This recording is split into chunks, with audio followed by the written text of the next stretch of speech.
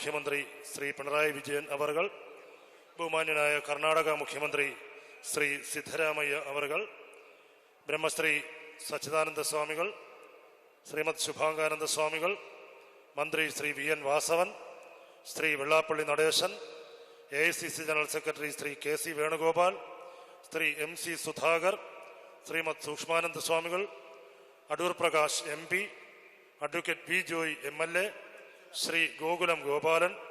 Doctor AV Anoop, Shrimati Shobha Surendran, Shri PV Mohan, Muraliya MD Shri K Muraleedharan, Shrimati Geetha Hemachandran, block panchayat president Shri Santhosh Kumar, Shri Ravishankar Shetty, doctor Anitha Shankar തുടങ്ങിയ വിശിഷ്ട വ്യക്തികൾ ഈ ഭദ്രദീപ പ്രകാശന ചടങ്ങിൽ സന്നിഹിതരാണ്. 93ാമത് ശിവഗിരി തീർത്ഥാടന സമ്മേളനം ഔപചാരികമായി ദീപപ്രകാശനത്തോടെ ഇവിടെ ഉദ്ഘാടനം ചെയ്യപ്പെടുകയാണ്. 93ാമത് ശിവഗിരി തീർത്ഥാടന സമ്മേളനത്തിൽ ഭദ്രദീപ പ്രകാശനം കഴിഞ്ഞു. ഈ സമ്മേളനം